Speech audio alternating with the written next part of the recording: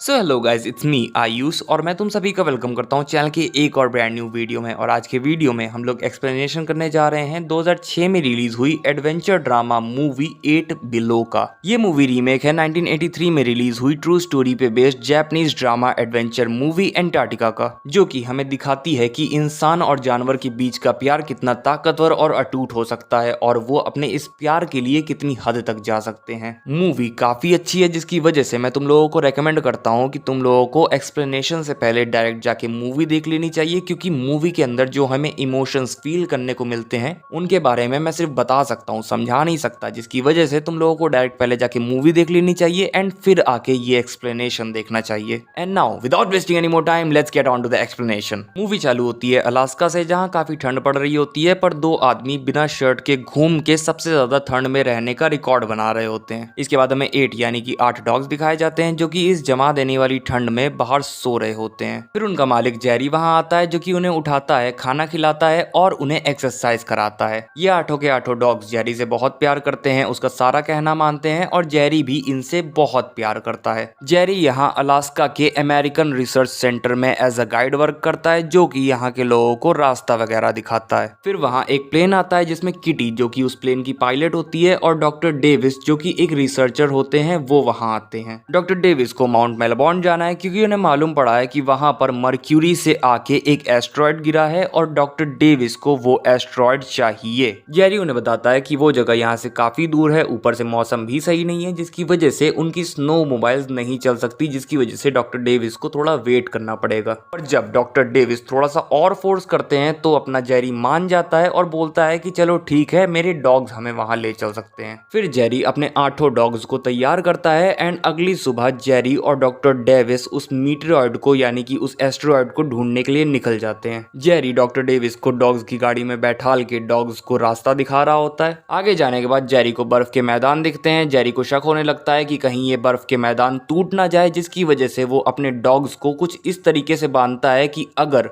कुछ बर्फ टूट भी जाती है, उसका एक डॉग गिर भी जाता है, तो बाकी के डॉग्स उस डॉग को बाहर निकाल पाए। इसके बाद जेरी बर्फ को चेक करते हुए आगे बढ़ने लग जाता है, ताकि वो मालूम कर पाए कि बर्फ स्ट्रांग इनफ है कि नहीं, बर्फ पतली वगैरह तो नहीं है जो कि उनके प्रेशर से टूट जाएगी और वो लोग बर्फ के नीचे ही धंस जाएंगे, क्योंकि उनकी गाड़ी में काफी इंपॉर्टेंट और भारी सामान रखा हुआ है। इसके बाद उसे मालूम पड़ता है कि आगे इस तरफ की बर्फ अच्छी नहीं है, तो वो अपने डॉग्स को इशारा करता है कि वो इस तरफ ना आए, पर डॉग्स के बीच में अच्छा कोऑर्डिनेशन ना होने के कारण वो लोग रॉन्ग डायरेक्शन में चले जाते हैं, जिसकी वजह से डॉक्टर डेविस गाड़ी के साथ बर्फ में धंसने लग जाते हैं। पर फॉर्चुनेटली जेरी अपने डॉग्स की मदद लेके सही साट तरीके से डॉक्टर डेविस और उस गाड़ी को वहां से निकाल लेता है। इसके बाद जेरी वहीं थोड़ी दूर अपना कैंप बनाता है, जहां पे डॉक्टर डेविस उससे अपनी जान बचाने का शुक्रिया अदा करते हैं। अब मौसम विभाग से अलास्का के अमेरिकन रिसर्च सेंटर में ये न्यूज आती है कि बहुत बड़ा तूफान आने वाला है, जो लोग भी रिसर्च सेंटर में है वो लोग वापस आ जाए। फिर किटी ये बात जाके जेरी को बताती है और बोलती है कि तुम वापस यहाँ पे आ जाओ, पर डॉक्टर डेविस बोलते हैं कि उन्हें और समय चाहिए, क्योंकि उन्हें वो एस्ट्रॉयड को ढूंढ के ही रहना है। पहले तो जेरी उनकी बात नहीं मानता, पर फिर जेरी जब उनकी आंखों में उस एस्ट्रॉयड के लिए तड़प को देखता है तो वो बोलता है कि चलो ठीक है, हम बस आधा दिन यहाँ पे और बिताएंगे। यानी कि डॉक्टर डेविस के पास अब सिर्फ आधा दिन है उस एस्ट्रॉयड को ढूंढने के लिए। इसके बाद डॉक्टर डेविस उस एस्ट्रॉयड को ढूंढना चालू करते हैं एंड फॉर्चुनेटली उन्हें वो एस्ट्रॉयड मिल भी जाता है। इसके बाद जेरी और डॉक्टर डेविस काफी तेजी से डॉग्स की मदद से अमेरिकन रिसर्च सेंटर की ओर आगे बढ़ने लग जाते हैं। पर तभी जेरी को मालूम पड़ता है कि उसके एक डॉग के पैर में चोट लगी है। इस डॉग का नाम है जैक, जो कि 10 साल का है। जैक एक बहुत ही समझदार डॉग है और जेरी उससे बोलता है कि तुम चिंता मत करो, मैं तुम्हें सही कर दूंगा। जेरी फिर डॉक्टर डेविस से बोलता है कि आप सेंटर से कम्युनिकेट करने की कोशिश करो, पर जब डॉक्टर डेविस ऐसा करने की कोशिश कर रहे होते हैं तो उनका ध्यान भटक जाता है, जिसकी वजह से उनका पैर स्लिप कर जाता है और वो ढलाई से नीचे गिर जाते हैं। डॉक्टर डेविस जेरी को बताते हैं कि शायद मेरा पैर टूट चुका है। जेरी डॉक्टर डेविस से बोलता है कि आप हिलने डुलने की कोशिश मत करना, कि तभी वहां की बर्फ टूट जाती है और डॉक्टर डेविस पानी में गिर जाते हैं। जेरी डॉक्टर डेविस से बोलता है कि आप तैरने की कोशिश मत करना, मैं आपको आ रहा हूं बचाने। जिसके बाद जेरी अपनी सबसे इंटेलिजेंट डॉग माया को उनके पास रस्सी के साथ भेजता है। माया भी डॉक्टर डेविस के गले में रस्सी डाल देती है, जिसके बाद जेरी अपने डॉग्स की मदद से डॉक्टर डेविस को वहां से बाहर निकाल लेता है। अब अब डॉक्टर डेविस बाहर तो आ चुके हैं पर उनके पैर में फ्रैक्चर हो चुका है जिसकी वजह से वो चल नहीं सकते। तो जेरी डॉक्टर डेविस को बांध कर लिटार देता है और फिर अपनी सबसे इंटेलिजेंट डॉग माया से बोलता है कि अब हमें वापस सेंटर ले जाने की जिम्मेदारी तुम्हारी है, क्योंकि तूफान काफी ज्यादा तेज हो चुका है जिसकी वजह से जेरी कुछ सही से देख नहीं सकता। इसके बाद ये लोग आगे बढ़ जाते हैं पर रास्ते में ही इतनी ज्यादा ठंड के कारण हमारे मेन कैरेक्टर जेरी की उंगलियां सिकुड़ने लगती हैं, क्योंकि उसकी उंगलियों में बहुत ज्यादा ठंड लग रही होती है। जेरी की भी हालत खराब हो जाती है, पर यहाँ पे कमाल दिखा रहे होते हैं जेरी के डॉग्स। सीन शिफ्टों के सेंटर की तरफ जाता है जहाँ पर सब लोग परेशान हो रहे होते हैं कि जेरी और डॉक्टर डेविस अभी तक क्यों नहीं आए हैं, क्या कर रहे होंगे। पर फिर जब किटी खिड़की से देखती है तब उसे देखने को मिलता है कि जेरी के डॉग्स जेरी और डॉक्टर डेविस को फाइनली वापस ले आए हैं। इसके बाद सेंटर के सारे लोग बाहर जाते हैं, जेरी और डॉक्टर डेविस को अंदर ले आते हैं एंड फिर सेंटर के सारे लोग जेरी और डॉक्टर डेविस को बताते हैं कि हम लोगों को वापस जाना पड़ेगा, हम लोग यहाँ सेंटर में नहीं रह सकते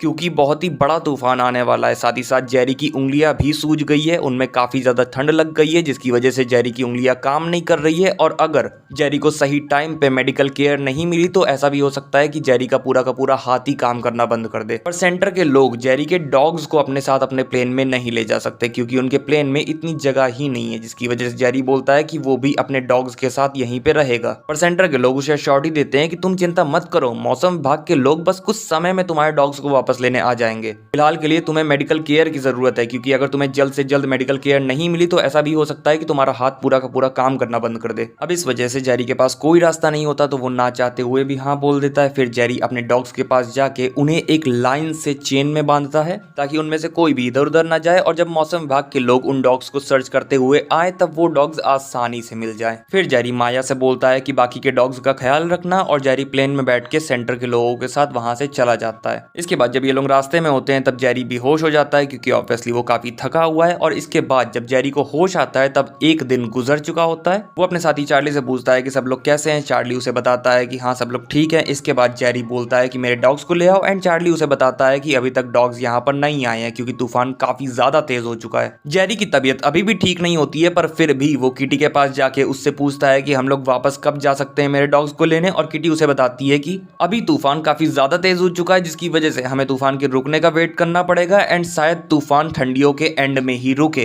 पर जेरी इतना वेट नहीं कर सकता क्योंकि वो अपने डॉग्स की केयर करता है जिसकी वजह से वो कमांडर के पास जाता है और उनसे बोलता है कि हमें वापस सेंटर जाना पड़ेगा, वहां पे अभी भी कुछ जिंदगियां फंसी हुई हैं। कमांडर बोलते हैं कि मैंने तो सारे इंसानों को निकाल लिया है और जेरी बोलता है कि हाँ वहां पे 8 डॉग्स की जिंदगियां फंसी हैं। जिसके बाद कमांडर जेरी को रिप्लाई देते हैं कि सॉरी पर यहाँ पे 100 से ज्यादा लोग हैं, मैं कुछ डॉग्स के लिए उनकी जिंदगियां दांव पर नहीं लगा सकता, ना ही तुम्हारी, तो मैं तुम्हें परमिशन नहीं दे सकता सेंटर जाने की। इसके बाद ये सब के सब वापस न्यूजीलैंड आ जाते हैं। न्यूजीलैंड आने के बाद जेरी का मन काफी विचलित हो रहा होता है, वो अपनी डॉग्स की काफी चिंता कर रहा होता है। वो अपने डॉग्स के पास वापस जाना चाहता है जिसकी वजह से वो प्लेन हायर करने की कोशिश करता है पर कोई भी उसके साथ चलने के लिए तैयार नहीं होता क्योंकि 25 सालों में पहली बार ऐसा तगड़ा तूफान आया है। साथ ही साथ जेरी को यह भी मालूम पड़ता है कि जितनी भी फ्लाइट्स अलास्का जाने वाली थी वो सारी की सारी कैंसिल हो गई हैं। दूसरी तरफ अब डॉग्स को 2 हफ्ते हो चुके हैं इस ठंड में चेन्स से बंधे हुए। ये सब काफी बेसब्री से अपने मालिक जेरी का इंतजार कर रहे हैं। इन्हें 2 हफ्ते हो चुके हैं कुछ भी खाए हुए जिसकी वजह से ये लोग काफी इनएक्टिव हो गए हैं। तभी वहां पे हवाएं काफी तेज हो जाती है जिसकी वजह से डॉग्स हड़बड़ाने लगते हैं और इतने समय से इन जंजीरों पर बर्फ और हवा लग रही है जिसकी वजह से ये जंजीरें कमजोर हो जाती हैं और डॉग्स अपने आप को आजाद कराने में कामयाब हो जाते हैं। अब सीन शिफ्ट होकर नेक्स्ट डे सुबह की तरफ जाता है जहां जब ये सारे डॉग्स बैठे होते हैं तभी इन लोगों को एक पक्षी दिखता है और जब इन लोगों ने इतने समय से खाना नहीं खाया है तो ऑब्वियसली ये लोग भूखे हैं जिसकी वजह से ये सारे डॉग्स उस पक्षी के पीछे लग जाते हैं। पर जैक इन सब के साथ नहीं जाता क्योंकि जैक की उम्र 10 साल है और वो बूढ़ा हो गया है। माया उसे मनाने की कोशिश करती है कि चलो हमारे साथ, पर फिर भी वो माया के साथ नहीं जाता और ऊपर से वो अभी भी चेन से बंधा हुआ है जिसकी वजह से माया उसे वहीं छोड़ के बाकी के डॉग्स के साथ पक्षियों का शिकार करने चली जाती है। पर जब भी ये लोग पक्षियों के पास उन्हें पकड़ने जाते हैं तो पक्षी उड़ के चले जाते हैं जिसकी वजह से माया फिर एक प्लान बनाती है, सारे डॉग्स को एक साइड में खड़ा करती है और खुद दूसरे साइड से उन पंछियों को डराती है जिसकी वजह से बाकी के डॉग्स कुछ पंछियों को पकड़ लेते हैं। अब 15 दिनों में इन डॉग्स को पहली बार खाना मिला है जिसकी वजह से ये सारे डॉग्स उन सारे पंछियों को मिल बांट के खाते हैं। सीन शिफ्ट होकर जेरी के ऊपर जाता है जहां अभी भी वो अपने डॉग्स के लिए परेशान हो रहा होता है। उसने काफी जगह जगहों पे जाके हेल्प की गुजारिश करी है पर उसे कहीं से भी कोई सहायता नहीं मिली है, जिसकी वजह से अब वो फाइनली डॉक्टर डेविस के पास जाता है और उनसे बोलता है कि मैं अपने डॉग्स के बिना नहीं रह पा रहा हूँ। मैं जब सोता हूँ तब मुझे उनका सपना आता है, मेरे डॉग्स अभी भी वहां पर फंसे हुए हैं। वो डॉक्टर डेविस से बोलता है कि डॉक्टर डेविस काफी अमीर हैं, पॉपुलर हैं, उनके पास काफी कॉन्टेक्ट्स हैं और अगर डॉक्टर डेविस चाहे तो अपने उन कॉन्टेक्ट्स का यूज करके जेरी को उसे उसके डॉग्स से मिलवा सकते हैं। पर डॉक्टर डेविस मना कर देते हैं और बोलते हैं कि अभी वहां पे -50 डिग्री हो रहा होगा और अगर डॉक्टर डेविस जेरी को वहां पर पहुंचा भी देते हैं तब भी मोस्ट प्रोबेबली अभी तक जेरी के डॉग्स मर गए होंगे, क्योंकि जेरी ने अपने डॉग्स को काफी जोर से काफी तगड़े तरीके से बांधा था, जिसकी वजह से मोस्ट प्रोबेबली जेरी के डॉग्स अभी तक मर गए होंगे। पर जेरी बोलता है कि हाँ, मैं ये बात जानता हूँ कि वो लोग मोस्ट प्रोबेबली मर गए होंगे, पर फिर भी मैं अपने डॉग्स की डेड बॉडी अपनी आंखों से देखना चाहता हूँ। पर डॉक्टर डेविस जेरी की मदद नहीं करते। सीन शिफ्ट होकर डॉग्स के ऊपर जाता है जिन्हें अब यहाँ रहते हुए 50 दिन हो चुके हैं और इतने समय में वो ट्रैवल कर रहे थे और जानवरों को मार के अपनी भूख प्यास मिटा रहे थे। फिर ऐसे ही ट्रैवल करते हुए ये लोग एक पहाड़ी पे पहुंचते हैं जहाँ थोड़ा सा भौंकने के बाद एक डॉग वहां से फिसल के गिर जाता है। वो डॉग वहां से उठ नहीं पाता तो बाकी सारे डॉग्स उसी के पास वहीं पे सो जाते हैं। पर फिर जब अगले दिन ये लोग उठते हैं तब इन लोगों को देखने को मिलता है कि वो डॉग मर चुका है। अब बाकी के सारे डॉग्स उस डॉग को वहीं पर छोड़ के वहां से चले जाते हैं, पर मैक्स नाम का एक डॉग कुछ देर के लिए वहीं पर रुकता है।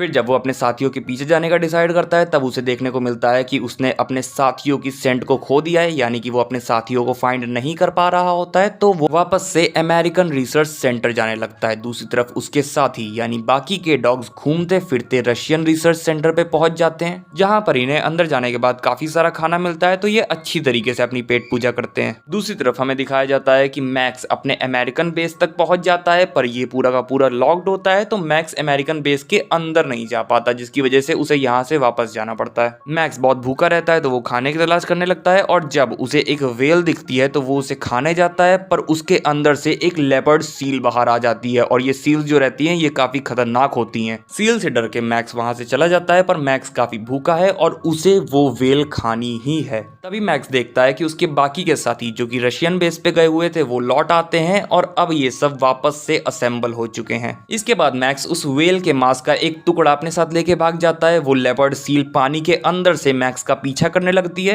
And in the mean time वो जो बाकी के डॉग्स रहते हैं वो जाके उस व्हेल को खाने लगते हैं। फिर वो लेपर्ड सील मैक्स का पीछा करते करते परेशान हो जाती है तो वो डिसाइड करती है वापस व्हेल के पास जाने का। पर जब वो व्हेल के पास वापस पहुंचती है तब वो देखती है कि बाकी के डॉग्स उसके खाने को यानी कि व्हेल को खा रहे हैं एंड इस बात से गुस्सा होकर वो लेपर्ड सील इन डॉग्स के ऊपर अटैक कर देती है और माया के पैर को बाइट कर लेती है, जिसकी वजह से माया के पैर में काफी चोट लग जाती है। जब बाकी के डॉग्स इस चीज को देखते हैं तो वो उस लेपर्ड सील के ऊपर अटैक कर देते हैं, अलग अलग जगहों से उसे काटने लगते हैं, जिसकी वजह से उस लेपर्ड सील को डर के वहां से जाना ही पड़ता है। एंड अब जब वो सील व्हेल से दूर जा चुकी है तो वो डॉग्स आराम से उस व्हेल को खाते हैं और अपनी भूख मिटाते हैं। सीन शिफ्ट होकर जेरी के ऊपर जाता है जहां अब 5 महीने बीत चुके हैं जेरी को अपने डॉग्स से दूर हुए और अब वो डिसाइड करता है कि कोई उसकी मदद करे या ना करे, पर वो अपने डॉग्स के पास जाके ही रहेगा। इसके बाद जेरी न्यूजीलैंड के बंदरगाह यानी कि पोर्ट पर पहुंचता है जहां पर वो काफी लोगों से बात करता है, पर उनमें से ऐसी कोई भी शिप नहीं रहती जो कि जेरी को